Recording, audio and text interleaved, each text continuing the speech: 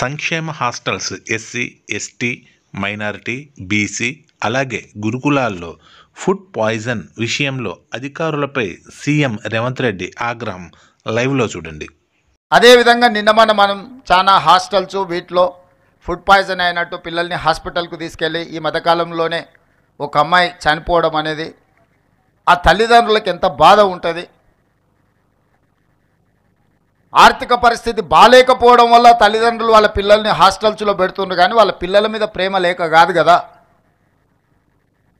వందలాది కోట్ల రూపాయలు సంపాదించిన తల్లిదండ్రులకు వాళ్ళ పిల్లల మీద ఎంత ప్రేమ ఉంటుందో, రోజు కూలీ చేసుకున్న పేదవాడికి కూడా తన కన్నబిడ్డల మీద అంతకంటే ఎక్కువ ప్రేమ ఉంటుంది తప్ప తక్కువేం ఉండదు. శ్రీమంతులకు వాళ్ళ పిల్లల పట్ల ఎక్కువ ప్రేమ ఉంటుంది, పేదలకు ప్రేమ తక్కువ ఉంటుంది అన్న భావన సరైనది కాదు.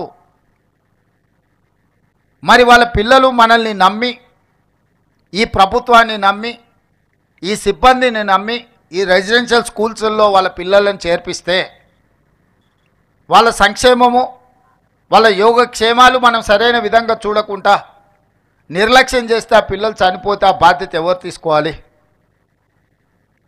ఇది మన గౌరవం, మన ప్రతిష్టను పెంచేదా లేకపోతే మన గౌరవ ప్రతిష్ట మసకబారేదా? ఈరోజు మనందరం ఆత్మ పరిశీలన చేసుకోవాలి.